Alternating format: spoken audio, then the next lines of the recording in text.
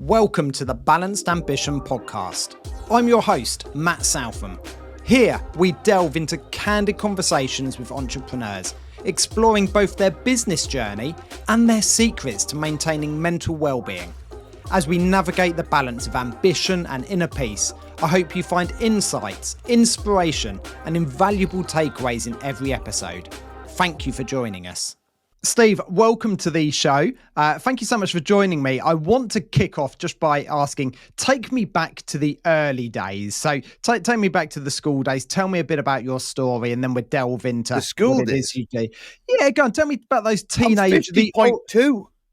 Go with the awkward teenage days. Tell me what was being horrible. a teenager like? Spotty, nerdy, sitting at home doing nothing. But I've chatted about this loads, and if I start to ramble, tell me to stop because I just talk. Yeah, no. Just kick off. Do you remember when nerds were nerds, and then it was not good to be a nerd? Yeah. Fast forward to 2024, the nerds have took over the planet. In my opinion, you know what I mean? Like everyone, I get so many people asking me for information. How do I do this? How do I do that? How do I do that? If I wasn't a nerd in my youth, I wouldn't know it all. No. So I don't know it all. That sounds daft. I definitely don't know it all. You know what I mean? Yeah. So I think the nerds have took over. But that's what I was when I was a kid. I was into computers and I was trying to make anything I could, anything creative. I've always been creative. Started off when I was little, cutting bits of paper, as all kids do, and anything I could get creative. And then I got into technology, and obviously I'm a DJ and a designer. That's a different story. It's two different. My life's kind of gone like that. It went full circle. So I was always into anything musical. I was into creative. Started DJing. I started DJing when I was about 14, but I'd been a DJ all my life before that. But then taking it serious at 14, and then I turned professional in 96, and I've done it professionally since then. But I was always creative anyway. And you're either born creative. You can't learn creativity. You're born creative. You can go to uni, and you can get people to tell you what creativity is, but there's something inside you that's creative. That's just to have that sort of spark, I suppose. You know, it's like it's seeing things in a different way. You see, you know, when you see things, you see, oh, I can do that with that. Or I've always said that if someone put me in a room with a button, and it said this button, when you press it, goes blue, but there's a way to make it go red, I'll sit and figure out how to get it to go red. That's just the way my brain's wired. I won't leave the room. I might die in the process, but I'll figure out how to make the button go red. So anyway, fast forward, I spent my early years making tapes. But you speak to a lot of DJs of my age. I say I'm 50.2. That's because I went digital at 50. I scrapped it. So I'm 50.2. You speak to a lot of DJs of my age, and they all had the same upbringing, where they made cassettes and made covers for them. And you see it in these 80s movies where people, like, that's how I spent my life, just making cassettes, buying records, putting them onto cassettes and giving them to some people. Because there's something about giving music to people that is it's just a good feeling. It was the thing, wasn't it? People, you even see it in old romantic movies. Someone's made you a mixtape. Making a tape, yeah. Right? I could be in a romantic movie. Got to get a blaster and put it up in the air and stuff. And there's something about giving things to people that just, I don't know, and it costs you a fortune. Like, you had to buy the records, you had to buy the tapes.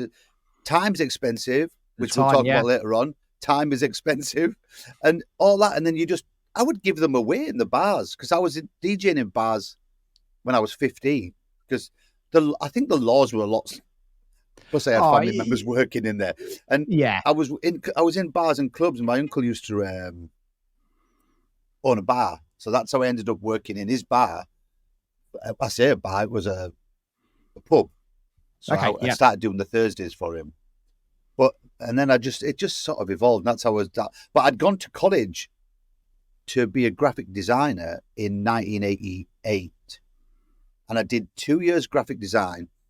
Then I discovered media, and I ended up finishing my course and going to a media course to do film. I sat there for a year and realized that I wasn't learning anything, because I was you remember the Amiga 500? Yeah. Yeah. Well, that had been released with Deluxe Paint. Was it called Deluxe Paint? It had a fair Oh, yes. Yeah. I can't remember my kids' names, but I remember stuff like that. Yeah. So, and they had one computer in the art college, and I basically took over it. It was in a little room, so I would get there at 9 a.m. I would just sit in this room all day. And I took what I'd learned on the computer to the film course. So wherever else was editing videos, I was animating flyers and putting them over the top of videos. Remember, it's like 1990. People hadn't seen this sort of thing then. No. Not at college. No. So my whole my years at the college was, I remember the teacher that I had, I can't remember the name, had to come to the film department to get the film department to grade my art project, even though I wasn't, because I'd done it in the film department, even though I was in the graphic course. And I got a distinction for it because they said he's doing stuff that we don't know how to do. Because I spent the last 2 years learning this computer. And it was looking back on it, it was spheres and balls and checker things and just pushing what you could do. You remember the scene in Weird Science where they're going to the computer and they get the 80s graphics? Yes, I do. Yeah, movie? I mean, yeah. That's the kind of thing I was trying to replicate because obviously that movie was out at the time, right? So I'd just done that. And then I was still DJing, and then I was DJing the college parties, but I was still designing. Then I left college and says, I'm going to get a job, right? I'm sick of being at college. I'm going to get a job. And spent 3 years unemployed, doing absolutely nothing. And then fell into retail and found the love of selling. I used to work for a local newspaper selling advertising. I used to sell little advertising squares like this for £30. And I learned how to speak to people and sell, right? And then I moved on to, I was in a TV shop and TV rental place selling TVs. Then I found in 95, something clicked and I discovered the club scene again. And I ended up, the DJ come back out of me. Yeah. And it came out rapidly. And while I was working at the newspaper, I got a connection with a local bar in Middlesbrough. And I found out they were doing a DJ competition. So I contacted them and says, can I enter? And it says, no, we're fully booked. But you can be the warm-up for the night. So I was like, all right. So I turned up, the competition started at 9 and I turned up at 8 and did an hour and won the competition. And the competition winner got the job on a Wednesday night. So I started working on the Wednesday. Yeah. But then they had a sister bar and got me to work the Saturdays. Then I got into a relationship and she came up with the idea to move away. So we moved away for 4 years and we went, and I was a resident DJ in Tenerife for 4 years. That took me to 2001 when I came back. And then when I came back, I got an agent who started putting me into the DJ world. And then I moved around the country, ended up in Hull, where I am now, as a resident for a big chain of bar, Revolution. You might have heard of Revolution. Yeah. And I was at Revolution for 15 years, I think. Something like that. 2001 till whenever they sacked me. And then what happened was there was a period where, was it what do you call it, where no one's got any money again? Recession. Yeah, like a recession. Yeah. Yeah, there was a recession. What I can't remember what year it was. What, 2005 or something? Yeah, a little bit later, maybe 2007. Anyway, as soon as the word recession was mentioned, all the DJs' wages went down. Yeah. Because people hear the word recession and use it as an excuse to pay people less. I don't care what people say. There's a recession on. We can't pay you this much. We'll have to give you, if you want to keep your job, we're going to give you this much. So my wages plummeted, right? And I'd been making, again, going back to the cassettes when I was younger, I'd been making CDs and I had a CD printer so I could print proper covers and I would give out free CDs on a Saturday. Completely free. I would just hand them out. And a guy from the city where I live in had asked me, he said, oh, you make these. Can you make me one? And I went, yeah, of course I can. Designed him a cover, sold him it. And he went, thank you. There's some money. And my brain went, Boing. Yeah. So I was like, hang on a minute. My DJ wages have gone down. I'm doing nothing all day. Let's sell these. So I started to sell flyers for people, and just in the city, really. Didn't make much of it because you know what it's like when you've got mates. They get mate rates, right? And Yep. oh, don't worry, get me a beer at the weekend and stuff. But it started to pick up. Then, tell me if I'm boring you, by the way. No. I'm loving it. Then disaster happened, and I lost 2 of my big gigs. I had a falling out with the club, and well, not the club, the bar, Revolution. Fell out with them, and ended up losing. But because I was DJing 3 nights or something for a week, that's just your wages gone. Big hit. Massive business hit. is business, right? You lose, you part ways, right? It just happened. But I was really stuck. I thought, I've got all the bills and everything. What am I going to do? Mm. And a friend of mine that I'm still really good friends with told me about a website, People Per Hour. Yeah. This was a long time ago. And he says, you can make money on this website, Steve. So I was like, okay. And he says, what you need to do is you need to get going. Just put some little flyers on. And I think at first I was doing flyers for £7.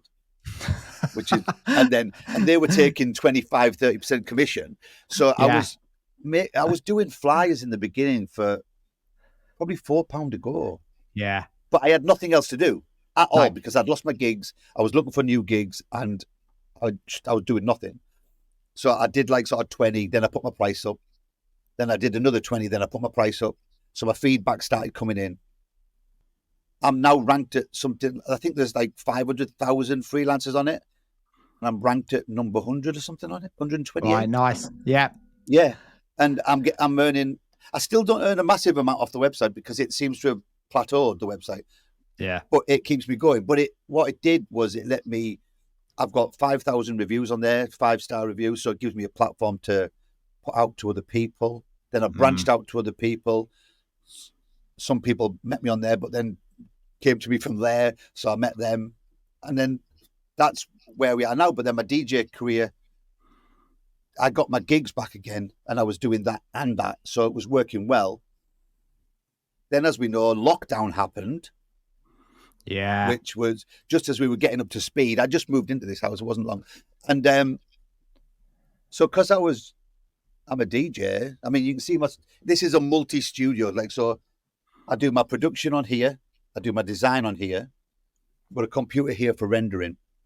And then I DJ from here and I face that way when I Twitch. So I pretty much live up here, to be honest. So let's talk about that because actually, yes, I say day job graphic designer, but equally the night job of DJing, and you said about technology, has moved into actually you're DJing from a room, but then streaming that, and you use Twitch, don't you? Which for viewers who don't know what Twitch is it's basically a streaming platform, isn't it? Yeah. To enable you to do it. So talk us through how you got onto that, and you've had some monetization from that as well. So how that I've made a living from it. I'm not going to lie, and I'm not going to pull any punches. I make a living from streaming, study here in my bare feet, playing records, and talking to that old TV in front of me. Because lockdown happened, and funny enough, I just bought a new set of turntables because I'd got rid of my turntables years ago. Don't ask, right? So I had to buy some new. No, I regretted it as I saw them. I know. I've still got two of mine. So, if people don't know, obviously we've got a bit of a connection because of design, but also I'm DJ. I spent 2 years in Faliraki. That would have been 2000, 2001. We might be funny enough, in a pod. Yeah, just as you were coming back from Tenerife, I was going and did 2 years over there. So I've done the holiday resorts and so I know that. You could have had my whole job. So I know the lifestyle.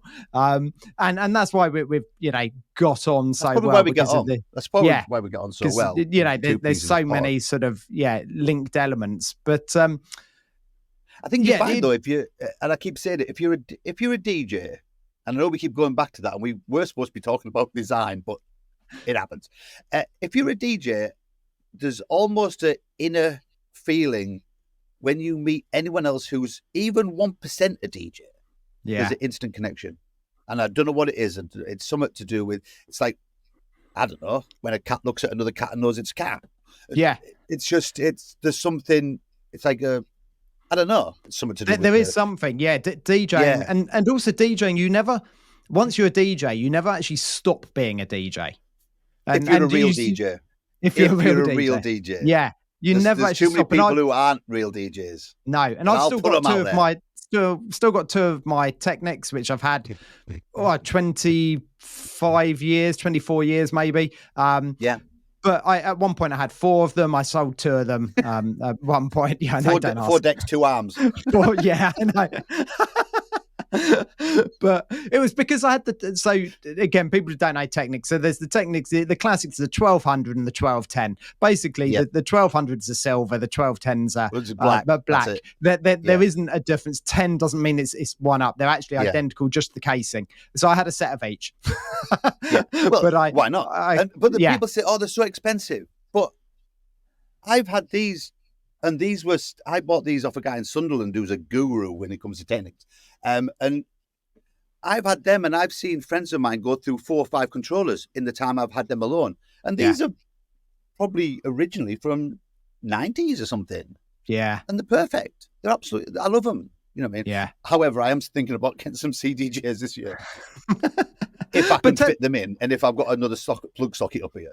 Yeah, but actually you've combined, we were talking about phase earlier, which again, so maybe if I just give a little bit of context here, obviously record decks play records, but with the modern technology of being able to have MP3s on a computer, actually you can use vinyl emulation, and the record deck basically is playing a tone which can tell the computer where it is in the song. Is probably a simple way. Goes, it just goes beep, doesn't it? Yeah. But it tells the computer where it is. So you're playing on the record deck, but actually the music is actually stored on your computer. But you've now moved on to something called phase, phase. But it not only tells the record whereabouts in the record it is, it tells it how fast it's going, which direction. Yeah. In one tone. And if the needle jumps, the MP3 jumps as such. Well, you can set it to do that or not to do that. You can do it like relative or not. Oh, yes, you get it to go into internal mode. Yeah. Because if you want it so that you can smack it. Absolutely. Yeah. Be all right. Mine's going through a bit of a phase at the moment. One of them keeps disconnecting. I don't know what it is. It's since it updated. But it just, I don't care. No. It annoys me sometimes, but then it doesn't seem to do it when I'm recording live mixes, because I do live mixes. It just seems to be doing it when I'm on Twitch. Yeah. So people don't know talk what Twitch to us about Twitch. Platform. So it's a streaming platform and you DJ on it. So talk us through how you got started on that and what that's progressed to. Lockdown happened, and obviously you were stuck in your house. Yeah. And I like to play music to people, and the obvious answer was to get my phone, and I started on this phone. With a little split, you get what's called a Y cable, and it comes out the connector. One's for the microphone and one's for the headphones. Put the microphone in, and I was just aiming it. There's old footage of me kicking around somewhere with a shaved head because I had a lockdown haircut, and I was on Facebook, and I would stream purely to like my sisters and things like that, just so I could see them in the chat on Facebook. But then Facebook kept cutting me off, and then this one day because I'm one of these people, if you're doing things, if you're going to do it right. Yeah. Don't just go, I'm going to stream. Go, right, what can I do with this? I'm going to do a special. I'm going to do a Motown special. I'm going to do a dance 90s special. And this one day there's an old record label. Do you remember an album called Deep Heat? Do you remember them from the 90s? I don't know. Well, I have all of them. So I did a Deep Heat special. Right. So all it was I put all the tracks in a crate. For those who don't know what a crate is, it's basically a digital version of a record crate where you keep your records. Yeah. And I was going through them, and I was watching Facebook chat. This is international symbol for Facebook chat. Yeah. And this record label shared my post, and I thought, that's weird. 2 seconds later, I got cut off. But normally, when you get cut off, you could just go back on again. Yeah. Not this time, sonny boy. It was just like, you're not going back on. So I tried the next day, not going. Then I got an email through saying you've been banned for 6 months or something off Facebook. was like, well, that's good, especially on lockdown. And so I was on the phone to my friend Sean, who sadly passed away last year. And he's like, well, you've got a Twitch account. Why don't you use that? And I heard it go in, but it didn't sort of formulate. And I was downstairs I was playing games at the time, Gears of War, I think, and I was on with my friend. And I was like, oh, we could stream this game, because I'd been streaming on Facebook, and you can stream straight from the PlayStation. And halfway through it, I was like, this is what he means, stream on Twitch. So I came back upstairs, set up my phone for the different thingy, and then went live on Twitch. Now, what people don't know is when you're on Facebook and you stream on Facebook, you're pretty much stuck to just, unless you set it up differently and go through a different route, but basically you're set with your audio and video. But on Twitch, it's designed for people like me because it's totally interactive. So people who have set it up now, so when people are at home watching, they can change the lights. Or you can't see, but I've got a full disco rig, so they can change the lights. Right? So if they want to do that, there's animations where they can punch me, and they're just sat at their home pressing buttons. I get punched so many times a day, Matt. It's unbelievable. But they can activate animations. They can pick. I've got several cameras, so they can change camera angles. So I instantly fell in love with Twitch. And then about a month into it, I started picking up followers. And then they sent me some money. And I was like, oh. So I watched it. And then lockdown happened. Lockdown was really good. And so I just, obviously, because I'm self-employed, I declare everything. So I got in touch with the tax man. And I says, I'm changing my business model. I'm now a DJ, streamer, and graphic designer. And he was like, well, your company name hasn't changed, so it doesn't make a difference. Just pay my taxes. Yeah. All right. So now it's just, that's it. So my day, so I only design Monday to Thursday. I do Monday, Tuesday, Wednesday, Thursday. I used to design Fridays, as you know, but then I stopped. Yep. Because the only people who want someone on a Friday is someone who want before the weekend, it's not possible, or they want you to change something from beginning of the week. So I stopped working Fridays. Then I found myself sat. So I stream on a Monday and a Wednesday. And I used to do Thursday. I used to do 4 p.m. every afternoon. But because I wasn't designing on a Friday, I now stream all day on a Friday. So I start at 12 and I finish at 6. So they get quite a good time out of me. But and then I picked up my IRL again. So I DJ on a Saturday. So you're actually doing some DJing with an actual crowd as such, you know. It's with them in front of you. Yeah. But it never stops. And people think, it must be great to be able to make money streaming on. It's still a job. Yeah. I started 6 in the morning, and Monday, Tuesday, Wednesday, Thursday, Friday, at least, I don't stop doing something work related till 10 p.m., 11 p.m. There's that old story about, I hate my 9 to 5, I'm going to become self-employed. And then you do 70 hours a week. I saw a quote once. It said, you know, if you run your own business, you only have to work half a day and you can choose which of the 12 hours it is. Oh.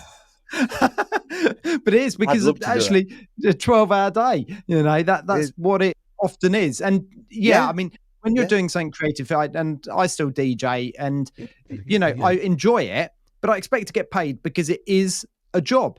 It is work. That's one of the biggest things I learned last year. We've spoke about this as well on the phone. I changed my business model last year. I found, not 2023, 2022. We're in 24 now? Yeah. Yeah, 24 now. Yeah. I found myself working, like, I had bloodshot eyes. I wasn't seeing my family. And I worked out that it was people just abusing my time. And it was usually the people who wanted the little jobs. Like, I work across the board. I'll work for anyone. I work with anyone. I've got 2 running contracts with major companies that I get. One from London and France, one from the north of England. And they're on rolling ones. So they're my big contracts. I've got one in Northampton that I've worked with for must be nearly 10 years now. And so there's 3 decent ones. But then I've got loads of little ones. But 2 years ago, I had far too many little ones. Yeah. And what I was finding was the little people who didn't want to give you much money or at high, basically they wanted little jobs, but because there were little jobs, they deemed them as little jobs and little money. And I was finding that the bigger companies understand things, but the little person who wants a flyer for their gig on Saturday and wants it today, like doesn't understand the value of actually what happens. No. I mean, and we'll send you images that aren't appropriate or copy and text that doesn't fit in the gap. Yeah, screen grabs, of stuff, or send you some handwritten notes. This is the text, and it's like, well, if you're expecting me to actually physically type that out, obviously you've got to pay for that time. That's how I stopped people doing that, because I was charging £25 an hour, and I would send them a message saying, "I see what you've wrote, and I will copy it out if you want, but my grammar's terrible, my spelling's terrible, but I'll still charge you £25 an hour for me to write it out." Yeah, and then charge you again to change it when I've made the mistakes. Yeah. If you're going to make it awkward for me, it's going to be awkward for you. Provide me everything I need, and I'll do the job. So to go back to you were saying you had a bit of a highlight that it was really starting to affect you. Just almost saying yes mentally. Yeah, I was, and what people don't realize is that this is your life. We should have the little cutaway there with what's it called? This is your life. So every worker's got the same. People think that graphic design isn't a real job because I sit on my ass all day, but they don't think that it's stressful because you're trying to make people happy all day. That's what your job is, right? You're trying. And this isn't any derogatory to anyone who works in, say, McDonald's. But in McDonald's, if you're working on the checkout in McDonald's, you get the product and give it to it. Design and things like that, you have to get into your client's head and figure out what they want. So it's not as simple as, you want a hash brown here? There you go. It's, what colour do you want your hash brown? When do you want it? How warm do you want it? So you're physically drained. And these people, I was getting messages at 11 o'clock, 12 o'clock at night. "Hiya, mate, I've seen the flyer. Can you change it?" And it was just draining me. So in 2022, I always make a pact in New Year to tell everybody the truth, right? Yeah. And I don't care if it's family members, anyone, they're getting the truth. And you'll find that if you tell the absolute truth to people, they'll either take it on the chin or they'll get really mad. But you can't be a people pleaser all the time. And I worked that out 2 years ago. And what I did was I'd spend 2022 looking at people I was working with, and I looked at how much work they'd had, and I looked at how much money they'd give me, and then I kind of roughly divided it and figured out how much they'd paid me per job. And anything below a certain threshold, I simply emailed them and said, "Unfortunately, my business model's moved and I can't work for you anymore. Here's your design files. Here's everything I've ever done for you. But this is the end of the road. I can't." It's not, because you can see that it's eating your time. Yeah. And when you time vampires. Time vampires often. Thing. They just, you work it out and you're like, that was like an hourly rate of £2. Like what? Like if you went to work in a shop and they said, "Oh yeah, the hourly rate is £2," you'd say, "Well, I'm not doing it. So why should a graphic designer do it?" Or anyone else in the trade, right? Yeah, and any creative industries, we seem to suffer from the "can you just?" And I often try. Can you just change this? I had one 2 days ago. Sorry to keep chatting. You've got me on fire. No, go now. for it. 2 days ago, I got one. "Hiya, can you change this flyer?" I looked at the flyer, didn't even recognize it. I mean, I can churn out 10 flyers a day some days. So people expect me to remember theirs. Yeah. So I found it in Dropbox. It was from 2 years ago. Now, this guy wanted me to change it. And all he wanted to do was for me to take one of the dates off. But it never mentioned, "I understand this will cost," like, you have to go find the file, open it, re-edit it, outline it so it doesn't mess up in print, save the file, change the Dropbox link, send it, wait for them to reply to say it's okay. What, 45 minutes? Yeah. You wouldn't get a wall built and then 2 years later phone the brickie and say, "That corner brick, is there any chance you can just change it? Because I don't like that one." Yeah. The brickie would tell you that in so many words. Yeah, I use those analogies all the time, that, if you get someone round to paint your walls and they paint them red because you've asked it, if you change your mind the week later that you want them blue, well, the person doesn't come back round and paint them blue for free. It's a new job. It's a new job. And yeah, exactly. And we seem to suffer from this, can you just, and being... I get that quite a lot. Well, not as much now because I got rid of so many clients. And last year, I remember putting a Facebook post out, and I worked out that I'd got rid of about 60% of my clients. That's how big a cut it was. But I had to take the leap. And then I told everyone, I'm putting my prices up, and I only put them up by £5 an hour. The people stayed, accepted the new price, and the little ones went away. What I found was I was getting more time to give the clients a better product anyway, because the vampires, they eat away at you. So if you wake up in the morning and you have 4 or 5 people, I had 4 people yesterday, between me and you, ask me to edit all flyers. Yesterday alone, 4 on a Monday, right? But they eat away at you because you're not being creative. You're doing something for free. Your time's wasted. Then my computer decided to freeze, which I'm buying a new one. So I watched that spinny wheel yesterday for 1 hour and 40 minutes. That didn't do me any good. But then they're taking away your time, so that when you get to good clients like yourself, you're already at that sort of tension where you're not ready to create something because you're mentally fatigued. Yeah. There's a thing called decision fatigue, and it's why they say we should reduce the amount of decisions we need to make, or anything that takes up our brain power. And it's actually it's the reason Mark Zuckerberg wears the old grey T-shirt every day. He doesn't have to think about what to Einstein wear. Or something that had the same suits in this. It's taking away a decision, because by the end of the day, that's why often, people think, you've just sat at your computer. We're mentally exhausted because of all the different decisions. But if you're trying to do something creative and you've had to deal with constant email, can you just do this? Can you just do this? Can you just, by the time you come to actually doing the actual bit of work you want, you're exhausted. Yeah. And what you find is, and you probably do the same, if I wake up in the morning and I've got 5 pains in my ass and then a decent job, I won't do the decent job first. I'll get rid of the pains in my ass. So why are they getting preference for a start off? Why are they going to the front of the queue when they're the pains in the ass? And the person who's going to let me be creative here, I have to get through all this junk. So I got rid of them. And someone put on I won't mention names, but someone put on my Facebook, you can't turn down, because I was like, no more little jobs. I'm done. Because I get people, it'll only take you 5 minutes. Oh, well, hang on a minute. That sounds like a good job. I'll order the new Porsche now, shall I? Yeah. And someone put on, money's money. No, it's not. Got me shouting there. Money isn't money, right? There's good money and there's bad money. And if you chase all the little bits of money, 10 jobs, little pains in the ass. 1 job, better money. Do that one. Get rid of all of them. Yeah. Simple. Yeah, I think being focused on what you actually want to do and doing that.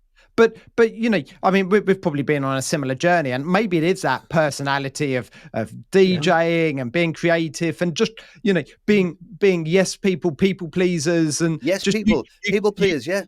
You get into just saying yes. And I've actually I almost said to someone, but they were asking me to do that, and I said, look, if I have to breathe to be able to do it, I'm going to have to charge you. Yeah. And they were like, I've got a mate who's in I won't say his name, but he lives in London. And I was sat talking to him one day, and he's a surveyor. Because I'm like you, I have people who I ask questions to, like, I'm having this problem, and then that's how life works, right? As you get older, you surround yourself and get rid of the negative, surround yourself in good people, and only surround yourself in people who want the best for you, and only give the best for other people. Anyone who wants to be negative, get rid of them. Get rid of them. I did that a couple of years ago, and just get rid of them. They're not doing any good. If you've got someone on your Facebook, every time you put a post on and they put something negative, delete them. Like, get shot. It's little things like that. And he said to me, I told him I'd done something. He's like, what are you doing that for? And I went, what do you mean? He went, I charge as soon as I pick my pen off the desk, the clock's going. And I went, really? And he went, yeah. He said, because I'm working. Picking the pen up off my desk is me starting to work on something. Yeah. And it kind of resonated with me, and that, I think it was his fault that I started. And people must think, Steve, you're a complete dick sometimes. But I don't care. No. I'll because we're working. Care. Yeah, we're working. Yeah. We should be paid for the hours that we're working. It's if you don't like it, then lump it. It's yeah. If you don't want it done, there was a really great thing I saw going around. And it was about a trade, and someone had said, a quote for the job. Yeah, nice mug. Someone had put up about a quote for the job, £2,600 or whatever. And the client had replied, thanks for the quote. Can you please provide a breakdown? And the person basically replied, the cost for me to do the job is 2,600. For me not to do the job is zero. And, that's a good idea. But it was that principle of, sometimes you do need to break things down. But basically, even if you're asking for a small job, if you want it done, then you pay for it. If you're not prepared to pay for it, it's obviously not important. So therefore, don't ask me to do it. Yeah. And that's one of the, last year, I only picked up them 2 bigger contracts last year. It was weird because they both fell into my lap in one go. One's for a driving school and one's for a... It's very clever stuff. Yeah. It's above my head. It's to do... I could pretend I knew, but I don't. They just give me the words and I make it look pretty. But then, because they're monthly, I started writing down the 1st of January, I spent 30 minutes doing this. And I started doing diaries for both these clients. So at the end of the month, I go 20 hours, one's on 20 hours, one's on 10 hours. I'll say 20 hours times 30 quid, there's your bill, 10 hours. But then I've got a breakdown. So if they go, what did we do this month? They know because they've got the Dropbox link so they can see. Yeah. But if they ever did. So then I started implementing this writing things down technique with everything. And my OCDs took over it. So it'd be like 10-minute phone call, dink, and I've got notes of every job. And you'd be surprised when you write down how much you do. So if a job was, it'll only take, I've got 2 hours for this. You're past 2 hours before you've even worked out what, because people don't take into consideration reading the brief, understanding the brief. A lot of people don't send photographs with briefs, or they'll send rubbish quality. So I'll have to go and look for better quality ones, or there's some good AI tools now, which I use. But to enhance, to enhance logo. But that took time to learn. That takes time to know how to process it, save the files. But then if I say, that's your logo, it took me an hour to get the logo to look good.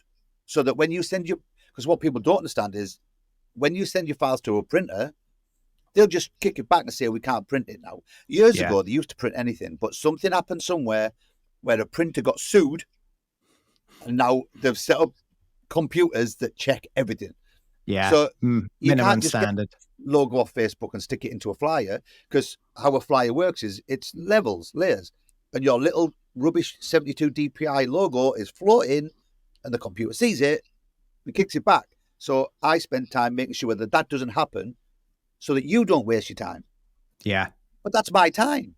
So why shouldn't I get paid for it? Yeah. Right? And that's what I've started doing, writing everything down. I mean, I'm not joking when I say I've got a handful on people per hour now. I've got the 3 main agencies I work with. And it's pretty hard for me to get you to work with me now, because unless you're going to give me more hourly rate, pay me quicker, or something that's going to push you above the clients I've already got, I simply don't have time. No. And it's when you tell someone, I'm giving away trade secrets here, but when you're so comfortable in your worth and your self-worth, which I am now, because I learned it last year, it something hit me. I got to the point where I cleared everything, and not just in work, I was clearing things. You know them things when you wake up in the morning and you go, I haven't done that. Oh, I need to do that. And it's something stupid like, do you remember the plug on the kettle doesn't work? So what I started to do was, the bedroom needs painting, or the roof's leaking or something, all them things. Every day, do one thing off that list. Before you know it, that list will be gone. And when the list's gone, you'll start looking for things to do in the future. So you'll have the time now to do it because you haven't got all the other things cluttering it. So if the kettle blows up now, I haven't got anything else to do. I'll just go get a new kettle. Whereas before I'd have gone, oh, well, I'll go and get a kettle, but I can't yet because I've got to move that money from there and I've got to see him. No, because my list's clear. Like, clear all the clutter. I know that sounds maybe like a bit hippie-ish, but it really works. And I always tell people, like, I might sound like a right twat here, but anyway, I get people ask me, like, especially on Twitch, because I try and propel like a positive attitude for everyone. And the whole Twitch thing was, I'm going to get into people's lives and I'm going to enhance their lives. And it might make me sound like a complete get, but I'm not. I'm purely with music and laughter and being an idiot, because I am an idiot, professional idiot, that I can make people smile. Yeah. Right? It's like the same professional idiot made you smile, right? It's that thing. And if you can make people that. And I forgot where I was going now. Yeah, but that's it, just clearing everything.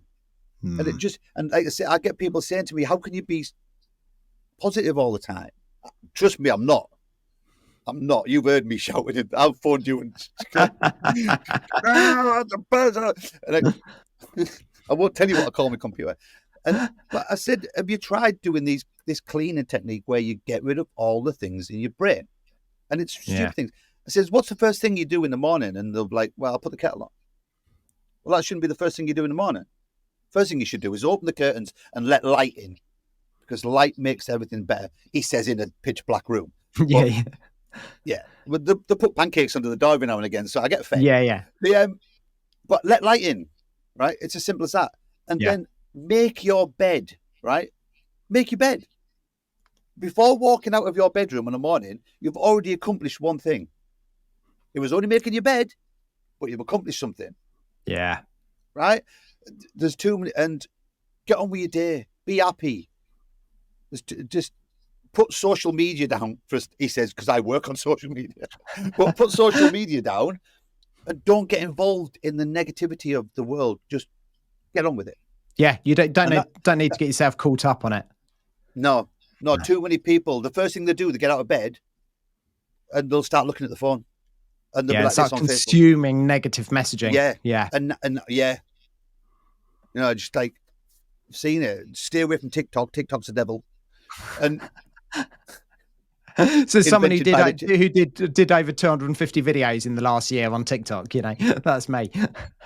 But I see your point. I think the point is who you follow, and I think that's the problem with social media and the way the algorithms work. And you end up down a rabbit hole where you get caught up watching a couple of negative videos, and then because it thinks you like those, it shows you more of them, and it's a vicious circle. And what we consume, I did a video a little while ago, funnily enough on TikTok, but it was around what we consume and our diet. So we often think of our diet as the food that we consume, and we know that good food is better for us than bad food. But actually it's the same with content.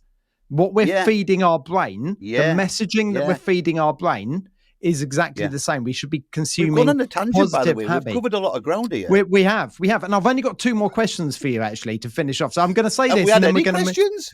Well, no, not really. We just had a chat, but I have got 2 questions I want to know.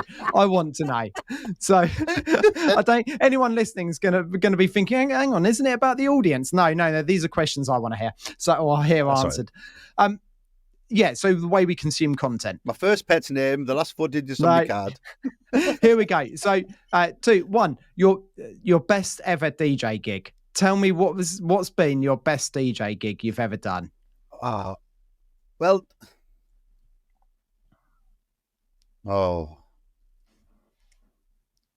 I don't know, because I've done so many. At one point I was DJing 7 nights a week.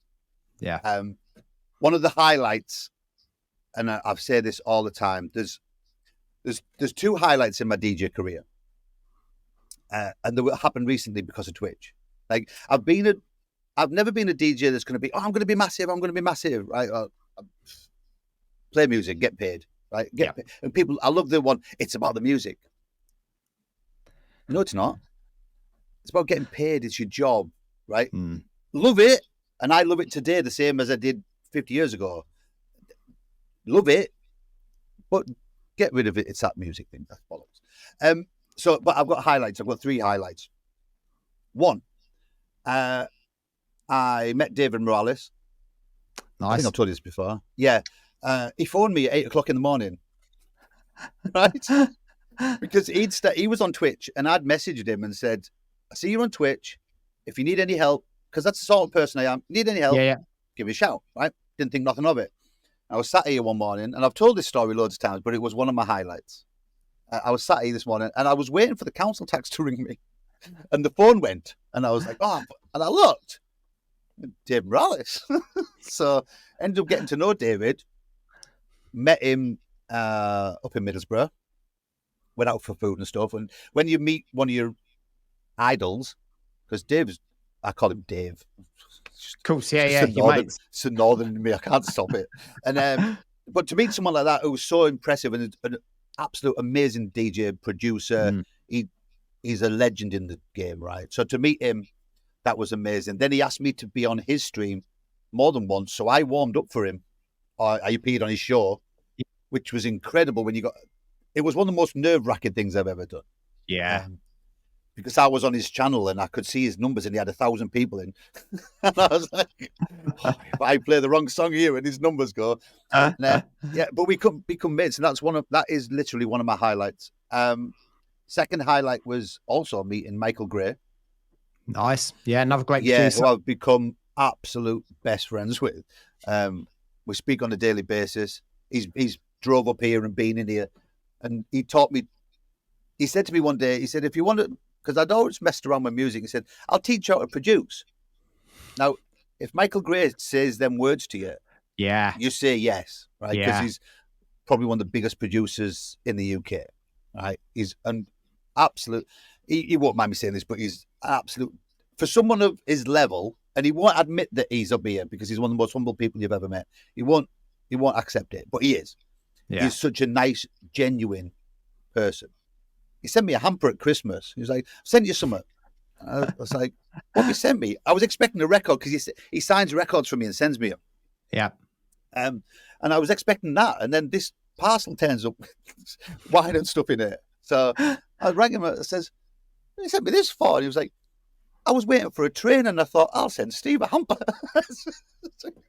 That's the sort of person he is. And then he taught me how, he set me on the production route. And then we spent a year, I was making a record, Roughneck, Everybody Be Somebody. And he messaged me and said, you're not going to believe it, a record company that I work for has asked me if I'll do a remix, but I'm going to send him yours. And he sent them mine, and they signed it. And it went to number 1. So, nice. So that getting to number 1 it didn't go to number 1 on the chart, it got to number 3, I think. But it got to number 1 on the disco chart, and it stayed there for about a month. And it ended up at number 18 in the chart for 2023. Nice. Yeah, I can show you a copy, Matt, if you haven't seen it. Yeah, go on. Yeah. Well, I thought I could. Here you go. Ta-da! There we go. Yeah, and on limited edition orange vinyl. Oh, I like it. Yeah, see? Very nice. It did come out on black as well, and you can see me, you can't read it, it's probably too small, but I thank Michael on the back. Yeah. And then there's another guy in my life, this guy, Peter Parsons. Yeah. I met Peter Parsons through David Morales when I met him in Middlesbrough. And we clicked. And again, through the love of music. And it was that spark that we went back to talk about. And me and Peter became really good friends. And Peter was my other set of ears when I was creating that track. So I would send him it and I'd say, we've done this. And Peter's got a real good ear for it. And he'd be like, I like that. Why don't we try doing this? And then I'd change it. So he's a part of that record as that. How he didn't top himself. He must have heard that record. He must have heard it every single day because it took us nearly a year to make because it was my first one. Yeah. And then the record label wanted to put it out. I finished it in the October and it didn't get released till the March. So we had 5 months of promoting him because the record label, Yochum, it's High Fashion Records, and he's amazing. I'm going to do some stuff with him this year. But that's how my life has gone. Like, remember in the beginning of this interview, I said my life is like that. But as long as you're true, and again, sounds like a hippie, as long as you're true and honest and give 100% of what you do, the universe will send you the right stuff.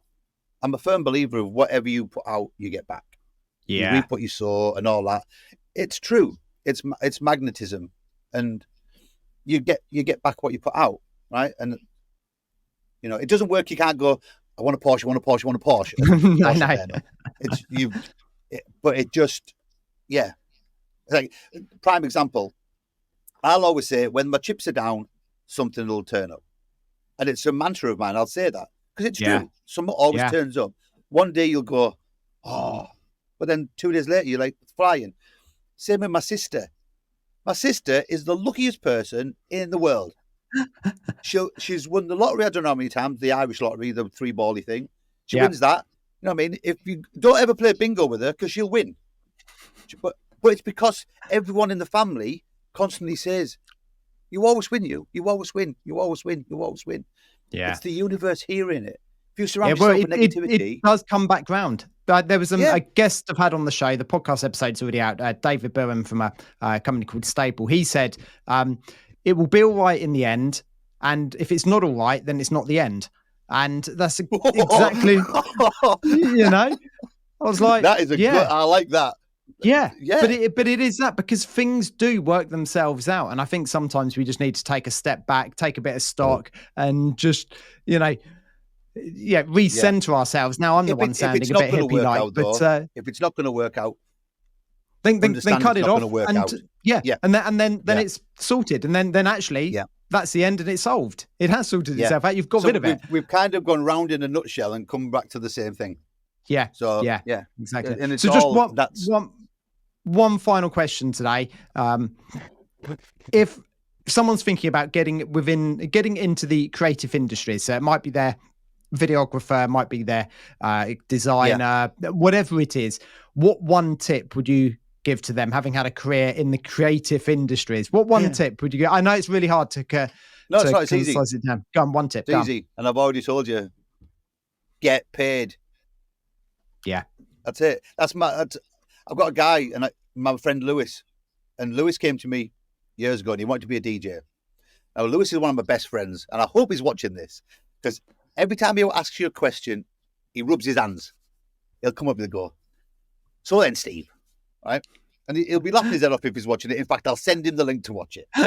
And when he came to meet me years and years ago, I'd never met the kid. I was DJing in a bar. And I always remember he must have just been 18, wet behind the ears. And he came up, so I want to be a DJ, Steve. What can you advise? And I said to him, get paid. And he just went away. And to this day, he's a resident DJ, multiple gigs per week. And I know for a fact that he gets paid his correct wage. Yeah. Because he tells me. Yeah. And he said, and he'll tell you, if you met him on the phone, if you'd spoke to him face to face, he will tell you, it's because Steve said them words to me in the beginning. And it's not to be a toe rag, but it's to, if you do something free for someone, they're never going to pay you. No. They're never going to pay you. If you do, can you DJ for us? What's the wages? You'll get 2 drinks. You won't pretty much ever get more than 2 drinks. No. Unless someone sees you and you get another gig. But then when you go to that gig, they're going to say, how much did you get paid over there? 2 drinks. All right, well, I'll give you 3. Yeah. Yeah. Not like, I'll give you £200, which a DJ should be getting. I'll give you 3 drinks. Someone said to me on a post the other day, it was like, my first gig, I got free entry. But then he says, but it's exactly you true. Have to be there anyway. It's the whole, this gig, there's going to be lots of people in it. It'd be great exposure for you. And it's like, well, but then they're going to want exposure. Yeah. How are you paying your mortgage? Exposure. I need some new jeans. Exposure. And again, I have to tell people that it's not me. It's not me being horrid or anything, saying get paid. It's it's a career, since 35 years career of people abusing me and taking advantage of my good nature. That doesn't mean completely turn into a tosser. You've got to, I'm still a nice person. I just know where my boundaries are and where my barriers are. And I won't let anyone abuse me anymore. No.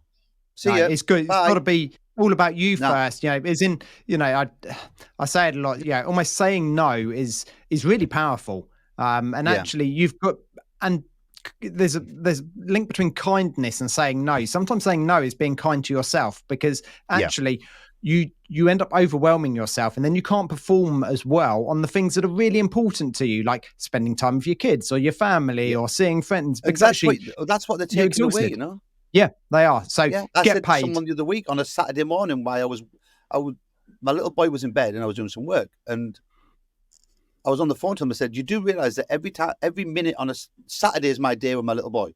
Yeah. If I'm working on a Saturday, every minute I work is a minute less that boy gets with his dad. And when you break it down into a term like that, it's only then when people go, oh yeah. I mean, but again, the world is separated into people who've got kids and people who haven't got kids. People who haven't got kids don't realize what it's like to have kids. No. People who've got kids remember what it was like not to have it, but they only know their life with kids. And it's if you haven't got kids, and this is not me saying anything wrong with anyone, you don't know what it's like to put kids into the equation. If you're self-employed and you've got no kids, you can just go about your daily business. If you haven't got a relationship as well, you can do 24 hours a day and not upset anyone. But once you've got kids and a relationship, mainly kids, like I have to, because I work from home and the missus works in the travel agents, I do the school runs. But that means I have to take her to work. I pick her up from work. I take him to school. I pick her up from school. I pick her up from school. Pick him up from school. Wondered where this was going then. But then I take him to football. Yeah. And all them are like, they have to be perfectly timed. Yeah. So, and people do that, but you've got to remember that, So your time is precious. So make sure the time where you're working, make sure you're giving it everything. Make sure you get paid for it. Yeah. If you got 2 hours before you have to take a little boy to football, then and someone wants to talk to you. A lot of people I get people ring me. We're going to go on too much here. People ring me and say they want a flyer for £50, but they want a 2-hour meeting about the flyer. Yeah. But they don't want to pay for the meeting. And if you said, oh, well, I'm £25 an hour, say, and the meeting's 2 hours, so I'll put 50 quid on for the meeting, you'd be surprised how many people don't want a meeting anymore. It's amazing. I've had it where, I've sent some ideas across to someone, maybe a mini proposal. This is, regarding a bit of work we're talking about. And they say, oh, can we have a meeting about it? I'm like, sure, let's just have a quick phone call or even just, an online meeting to discover what we need that meeting for. And I've had a 1 minute phone call. Right? Yeah. I've had a 1 minute phone call, which then meant we didn't need a meeting. But if but in the past, I would say, oh, yes, I'll come to a meeting. Exactly. I would do that. And it'd take you an hour drive, 1 hour meeting, hour drive back. Or, I mean, me and you speak quite a lot. Quick, I'll ring you and say, oh, just 2 seconds on that. And then they're not chargeable. I would never dream of charging someone for a 5-minute phone call. No, but it's just having that process. Yeah. Yeah. But Steve, we're going to stop it there. We could go on for hours, but I really thank you for We'll do a part 2 and we'll talk about what we originally discussed. I know. We'll do a part 2 in a couple of months. But look, thank you for joining me today. It's been great to hear about, obviously, you're a bit of a career with DJing and Twitch and things, but also get your insights on, saying no, getting paid and looking after yourself and your slightly hippie ways, as you put it. That might be my new slogan. Say no, get paid. Steve, enjoy the rest of your day. If you want to put links and stuff, if anyone wants to get in touch with me regarding anything, be it design, be it talking rubbish, they can hit me up on socials. I'll talk to anyone, as you know. And if anyone needs any advice on Twitch, or they want to set up, or they want to watch me on Twitch, twitch.tv/Steve Disco Newsome.